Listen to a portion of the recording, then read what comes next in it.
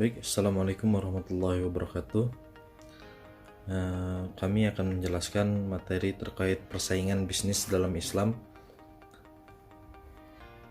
yang mana disusun oleh Az-Zahra Kania Raja NIM 2018-016, kemudian saya pribadi Hilal Gibran NIM 2018-066, kemudian rekan saya lagi Rizka Fariha 2018-012, kemudian rekan saya yang satu lagi yang terakhir yaitu Dwi Surya Fariski 2018-014. Baik, dalam table kontes ini terdapat 5 macam yang akan dijelaskan oleh saya pribadi dan rekan-rekan saya, yaitu pertama pengertian usaha, kemudian tinjauan persaingan, kemudian yang ketiga strategi bersaing, yang keempat strategi kompetitif, yang kelima menyeimbangkan orientasi pelanggan dan pesaing. Baik, langsung saja masuk ke materi saya. Yang pertama, saya akan menjelaskan materi terkait persaingan usaha, yang mana dalam penjelasan kali ini saya akan menjelaskan terkait pengertiannya terlebih dahulu, yang mana pengertian persaingan sebagaimana yang dipaparkan di sini, bahwasannya usaha persaingan berasal dari bahasa Inggris yaitu competition, yang artinya persaingan itu sendiri atau kegiatan bersaing, pertandingan, kompetisi.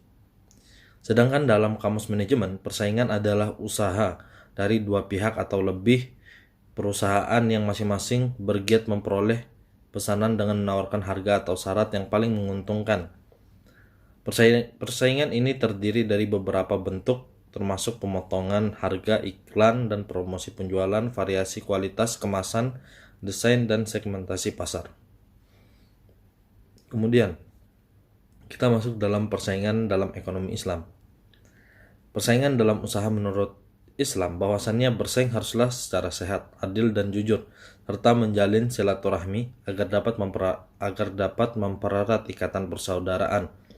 Jadi kebebasan individu dalam hal persaingan dibatasi oleh kaidah-kaidah Islam dan akhlak, atau dengan kata lain masih dikendalikan oleh akidah, karena dengan akidahlah seseorang bisa merefleksikan persaingan yang sesuai dengan ajaran Islam, yang mana telah dijelaskan, yang mana Allah Subhanahu wa taala berfirman dalam surat Al-Qasas ayat 77, yang mana ayatnya berbunyi, wabtaghi fima ataqallahu ad-daral akhirata wa la tansa nasibaka minad dunya wahsin kama ahsanallahu ilaika wa la tabghil fasada fil ardi innallaha la yuhibbul mufsidin.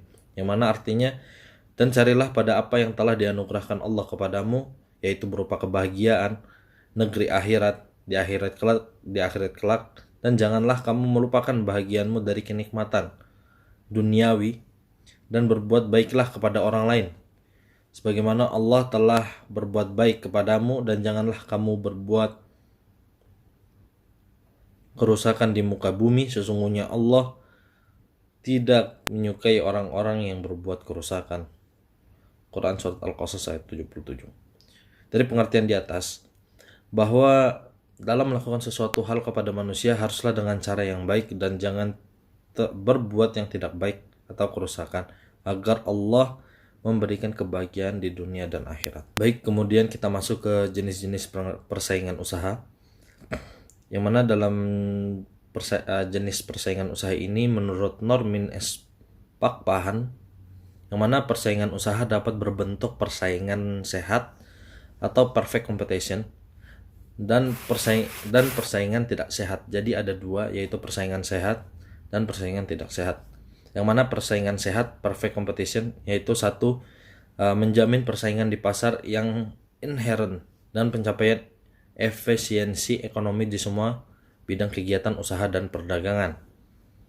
Kemudian yang kedua, menjamin kesejahteraan konsumen serta melindungi kepentingan konsumen.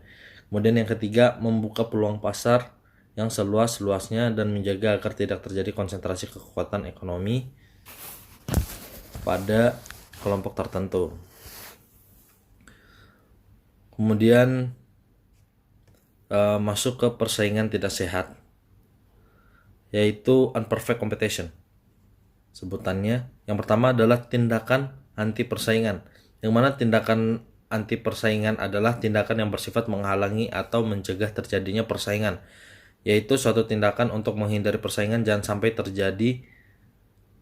Tindakan seperti ini digunakan oleh pelaku usaha yang ingin memegang posisi monopoli dengan mencegah calon pesaing atau menyingkirkan pesaing secara tidak wajar. Ini merupakan tindakan anti persaingan. Jadi menyingkirkan pesaing. Ya, jadi silsilahnya seperti itu. Kemudian tindakan persaingan curang, yang mana ciri menonjol dari penggunaan istilah tindakan anti persaingan dan tindakan persaingan curang. Keduanya bisa dianggap memiliki pola-pola persamaan dalam arti sama-sama merupakan perilaku usaha yang tidak dikehendaki. Yang mana konsep jujur, fair competition, dan persaingan yang muncul berkaitan dengan metode persaingan yang menyatakan bahwa persaingan curang sebagai persaingan yang melanggar moral yang baik. Kemudian kita masuk ke tinjauan tentang persaingan dalam etika bisnis Islam. Yang mana pengertian persaingan dalam etika bisnis Islam, persaingan berasal dari bahasa Inggris, yaitu competition, yang artinya persaingan itu sendiri atau kegiatan bersaing, pertandingan, dan kompetisi. Sedangkan dalam kamus manajemen, persaingan adalah usaha-usaha dari dua pihak atau lebih perusahaan yang masing-masing bergiat memperoleh pesanan dengan menawarkan harga atau syarat yang paling menguntungkan persaingan. Ini dapat terdiri dari beberapa bentuk pemotongan harga, iklan atau promosi, variasi dan kualitas kemasan, dan desain dan segmentasi pasar. Dalam kamus manajemen persaingan usaha atau bisnis terdiri dari persaingan sehat, healthy competition, yaitu persaingan antar perusahaan-perusahaan atau pelaku bisnis yang diyakini tidak akan menuruti atau melakukan tindakan yang tidak layak dan cenderung mengedepankan etika bisnis. Kemudian yang B, persaingan gorok leher atau cutthroat competition. Persaingan ini merupakan bentuk persaingan yang tidak sehat atau fair, di mana terjadi perbuatan pasar di antara beberapa pihak yang melakukan usaha yang mengarah pada praktek menghalalkan segala cara untuk menjatuhkan lawan bisnis sehingga salah satu tersingkir dari pasar, salah satunya dengan menjual barang di bawah harga yang berlaku di pasar. Baik, kemudian kita masuk ke tinjauan tentang persaingan dalam etika bisnis Islam. Baik, kemudian kita masuk ke hal-hal yang dipersaingkan dalam etika bisnis Islam, yang mana terdapat beberapa keunggulan yang dapat digunakan untuk meningkatkan daya saing adalah barang atau produk, yang mana produk di sini dapat dipersaingkan baik barang dan jasa itu harus halal, harus berlabelkan halal, yang mana spesifikasinya harus sesuai dengan apa yang diharapkan tentunya oleh konsumen untuk menghindari yang namanya penipuan, kemudian kualitasnya terjamin dan bersaing. Yang mana dalam ajaran Islam sendiri, aspek kehidupan manusia diatur dengan sempurna termasuk di bidang ekonomi yang diantaranya adalah produk, yang mana produk merupakan keseluruhan objek atau proses yang memberikan sejumlah nilai manfaat pada konsumen. Oleh karena itu, produk sangatlah penting bagi untuk bersaing di dunia marketing tentunya. Kemudian kita masuk ke dampak positif dari persaingan, yang mana dampak positif dari persaingan di sini telah dijelaskan bahwa kompetisi merupakan persaingan yang menunjuk kepada kata sifat siap bersaing dalam kondisi nyata dari setiap hal atau aktivitas yang dijalani. Dengan memaknai kompetisi seperti itu, kita menganggap kompetitor lain sebagai partner, bukan lawan, yang memotivasi diri untuk meraih prestasi. Kemudian dampak negatif dari persaingan, yang mana dampak negatifnya itu terbagi menjadi 4. Yang mana pertama ada poin A, yaitu kemungkinan terjadinya pelanggaran etika bisnis Islam. Kemudian yang poin B, kesulitan tumbuhnya bisnis pemula. Kemudian yang C, terjadinya perang harga yang merugikan bagi semua pesaing. Kemudian poin D, yaitu dapat menghasilkan bisnis monopoli dalam persaingan yang liar. Baik, selanjutnya saya masuk ke materi terkait analisis persaingan, yang mana analisis persaingan ini terbagi menjadi 2. Yang mana yang pertama adalah kondisi persaingan bisnis pasar, yang mana dalam menjalankan perannya sebagai pedagang muslim, persaingan yang ada di antara pedagang pasar diwarnai dengan harusnya berusaha sebaik mungkin dalam melayani pembeli. Misalnya dengan sikap ramah dan sabar, karena dengan begitu calon pembeli akan merasa senang dan tidak malas untuk mampir sekadar melihat-lihat barang yang tersedia di area perjualan. Yang mana dari pengamatan penulis, persaingan bisnis terjadi di pasar karena beberapa faktor. Yang pertama adalah ancaman pendatang baru, yang mana pendatang baru dalam suatu industri dapat menjadi ancaman bagi pemain yang ada. Jika membawa kapasitas baru, keinginan untuk merebut pangsa pasar dan memiliki sumber daya yang besar di pasar, pendatang baru merupakan suatu ancaman yang besar, karena semakin banyak pendatang maka semakin besar pula persaingannya. Begitu. Kemudian kita masuk ke poin yang kedua, yaitu persaingan bisnis ditinjau dari etika bisnis Islam di pasar, yang mana persaingan bisnis pedagang pasar yaitu terkait barang dagangan, harga, dan pelayanan. Jadi prinsip-prinsip yang harus diterapkan adalah sebagai berikut, yaitu pertama adalah prinsip ketauhidan atau keesaan, yang mana walaupun bersaing dari segi kualitas barang, terdapat pedagang yang dalam menjual barangnya tidak dengan kualitas yang baik. Mengapa? Berdasarkan pengamatan, penulis ada pedagang mengaku bahwasannya barang dagangan yang berkualitas bagus, namun kenyataannya pedagang tersebut menjual barang dengan kualitas buruk atau barang tiruan. Banyak terjadi seperti itu di sekitar place market atau marketplace. Kemudian kita masuk ke poin B, yaitu prinsip keseimbangan atau keadilan atau equilibrium, yang mana dalam prinsip keseimbangan ini menjelaskan bahwasannya terkait kualitas barang dagangan, yaitu haruslah memberikan kualitas yang sangat signifikan kepada pembeli, yang mana pedagang adil dalam memberikannya itu sepertinya contoh ada dua pembeli yang sama dalam memesan barang, kedua-duanya sama-sama meminta kualitas yang bagus dari barang tersebut. Kemudian pedagang memberikan kualitas yang bagus dari barang dagangannya kepada kedua pembeli. Dalam hal melayani pembeli, pedagang mendahulukan pembeli yang datang terlebih dahulu. Mereka menghormati pedagang yang terlebih dahulu datang untuk membeli agar tidak terjadi kecemburuan atau kekecewaan dari si pembeli yang lain. Sebagaimana yang dikatakan oleh banyak pakar terkait masalah ini, bahwasannya akan mendatangkan berbagai dampak pada bisnis apabila kita mengabaikan pada prinsip keseimbangan ini. Kemudian kita masuk ke poin C, yaitu prinsip kehendak bebas atau ikhtiar atau free will, yang mana dalam kehendak bebas ini dari segi barang dagangan, pedagang bebas membeli dan menjual berbagai jenis barang baik dari kualitas maupun kuantitas. Misal pedagang tidak ada paksaan dalam membeli barang dagangannya dari pemasok. Pedagang bebas memilih pemasok mana saja yang ia kehendaki. Bisnis dilakukan dengan sukarela tanpa paksaan. Kemudian kita masuk ke poin D, yaitu prinsip pertanggungjawaban atau responsibility, yang mana pedagang pasar mengartikan prinsip pertanggungjawaban adalah para pedagang yang mempertanggungjawabkan segala aktivitas biasanya atau aktivitas bisnisnya, mulai dari barang dagangan dan transaksi-transaksi di dalam aktivitas perdagangan sehari-hari.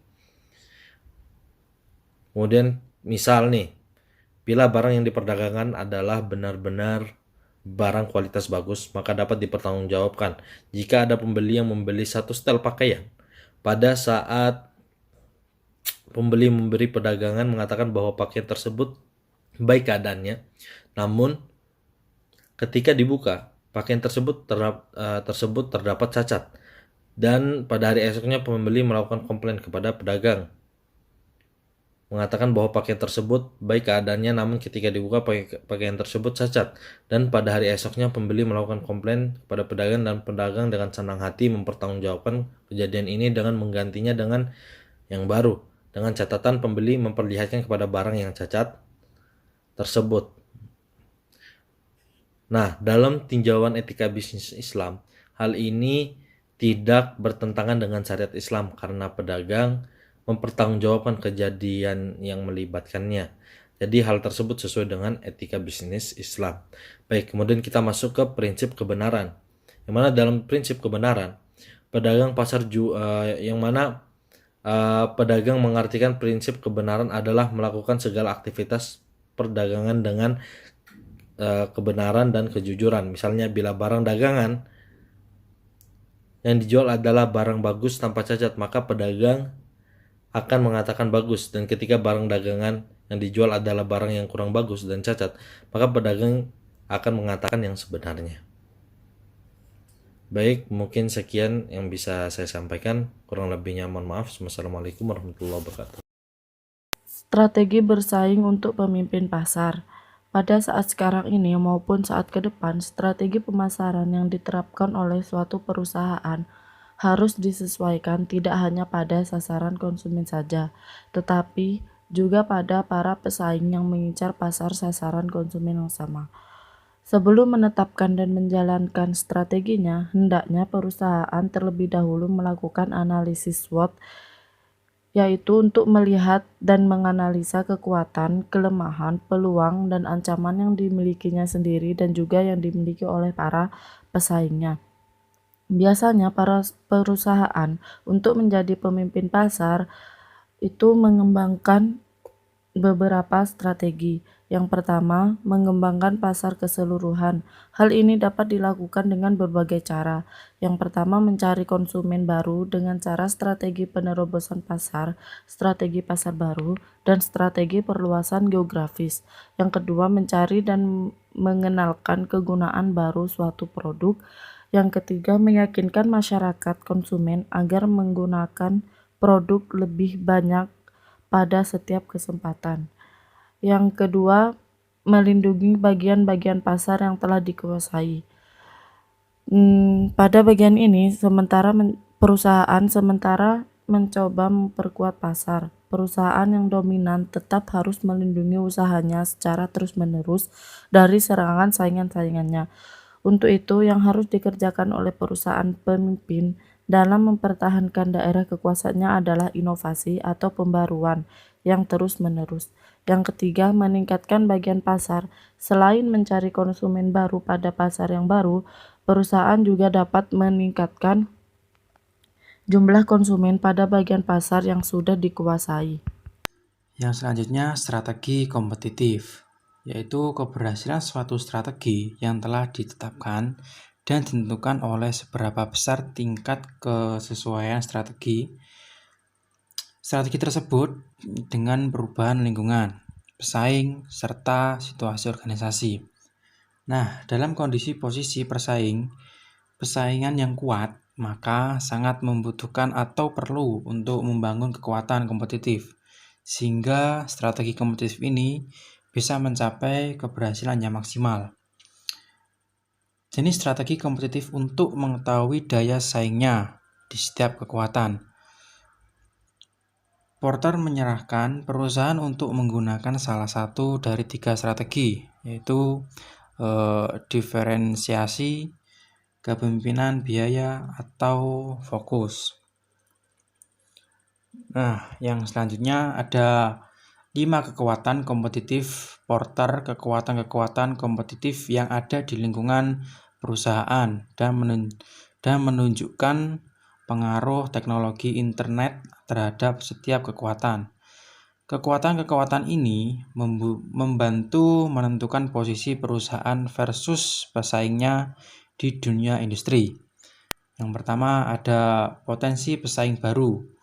Yang kedua, daya tawar pembeli. Yang ketiga, daya tawar pemasok. Yang keempat, ancaman produk mengganti. Yang kelima, pesaing antar kompetitor. Yang selanjutnya akan disampaikan oleh teman saya. Assalamualaikum warahmatullahi wabarakatuh. Hari ini saya akan membahas tentang menyeimbangkan orientasi pelanggan dan pesaing. Yang pertama, orientasi pelanggan. Orientasi pelanggan dapat dinyatakan melalui luasnya monitoring atas komitmen karyawan terhadap pelanggan atau pengembangan strategi bersaing yang didasarkan pada pemahaman atas kebutuhan serta pemahaman manajemen atas bagaimana bisnis dapat menciptakan customer value. Orientasi pelanggan menghasilkan sebuah logika yang lain, yaitu sebagai hasil dari intensitas penggarapan kebijakan yang berorientasi pasar. Perusahaan memiliki peluang untuk dapat membentuk persepsi pelanggan atas nilai-nilai yang dapat dibangun dan nilai-nilai yang dapat dirasakan sebagai hasilnya nilai kepuasan pelanggan atau customer satisfaction. Banyak studi pada manajemen pemasaran menunjukkan bahwa perusahaan-perusahaan yang berorientasi pada kepuasan pelanggan atau customer satisfaction orientation umumnya menunjukkan sebuah perilaku yang lebih responsif, misalnya melalui kebijakan pelayanan, purna jual, serta kecepatan dalam memberi tanggapan terhadap keluhan-keluhan pelanggan. Kaitan dari perkembangan suatu konsep portofolio pelanggan yang menyatakan, pertama, pertumbuhan pelanggan yang tinggi akan menjadi dasar menghasilkan berbagai kinerja pemasaran lanjutan. Yang kedua, pengetahuan yang baik mengenai diri pelanggan dan perhatian yang tinggi terhadap upaya-upaya pemahaman yang luas mengenai kapabilitas pesaing yang akan membantu perusahaan di dalam merancang kebijakan produk yang lebih sesuai dalam menghasilkan produk yang dapat memuaskan kebutuhan yang spesifik dari pelanggannya. Yang ketiga, pemahaman yang baik atas kebutuhan pelanggan tidak selalu menghasilkan efektivitas strategi pemasaran yang baik tanpa adanya suatu kemampuan yang superior untuk mengimplementasikan kebijakan tersebut. Yang keempat, perusahaan harus menumbuhkan dan mengembangkan norma-norma pengelolaan, kebiasaan, keyakinan, kesadaran, dan pembimbingan perilaku yang akan diorientasikan pada penyajian kepuasan pelanggan yang superior. Yang kelima, pemahaman yang cukup mendalam atas kebutuhan pelanggan dan kapabilitas pesaing yang akan menghasilkan sebuah komitmen yang lebih besar terhadap perilaku karyawan, orientasi keputusan manajemen yang mengarah pada kepuasan konsumen yang tinggi, persepsi konsumen yang lebih baik terhadap mutu produk, serta daya pikat terhadap pelanggan yang lebih kuat pada gilirannya akan menghasilkan basis pelanggan yang kuat dan menghadirkan prospek yang lebih baik di masa-masa yang akan datang. Kemudian, orientasi pesaing. Orientasi pesaing dapat dinyatakan melalui monitoring atas informasi mengenai pesaing yang menyebarluaskan berbagai informasi terhadap fungsi yang ada di dalam perusahaan. Misalnya, divisi riset dan pengembangan produk atau mendiskusikan dengan top manajemen bagaimana kekuatan pesaing dan strategi-strategi yang mereka kembangkan, baik yang menyangkut tindakan saat sekarang maupun tindakan di masa mendatang. Perusahaan yang berorientasi pada pesaing senantiasa akan menggunakan sebagian besar waktunya untuk melacak penggunaan strategi dan pangsa pasar pesaing serta berusaha menemukan berbagai strategi untuk melawannya. Pendekatan ini memiliki beberapa kelebihan dan kekurangan. Di sisi positifnya atau kelebihannya, perusahaan akan mengembangkan orientasi pejuang, melatih para pemasarnya untuk bersikap waspada, mengamati kelemahannya sendiri, dan mencari kelemahan pesaing. Sedangkan, di sisi kekurangannya, perusahaan akan menjadi terlalu reaktif, bukannya menjalankan strateginya sendiri yang berorientasi pada pelanggan. Oleh karena itu, manajer pemasaran harus terus menilai strategi pesaing untuk memastikan bahwa perusahaan tidak didahului oleh pesaing yang lain, serta dapat mengetahui adanya cara baru yang lebih baik dalam memenuhi kebutuhan konsumen.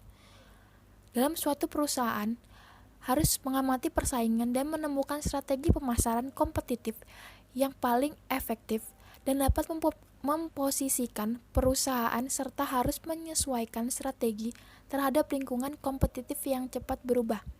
Misalnya, yang pertama, perusahaan yang berpusat pada pesaing harus dapat bergerak berdasarkan aksi dan reaksi pesaing. Yang kedua, perusahaan yang berpusat pada pelanggan harus dapat memfokuskan diri pada pengembangan pelanggan dalam merencanakan strategi pemasarannya dan dapat menghantarkan nilai unggul bagi pelanggan sasarannya. Yang ketiga, perusahaan yang berpusat pada pasar, perusahaan ini harus dapat memberikan perhatian yang seimbang terhadap pesaing dan pelanggan dalam merancang sebuah strategi pemasaran tersebut.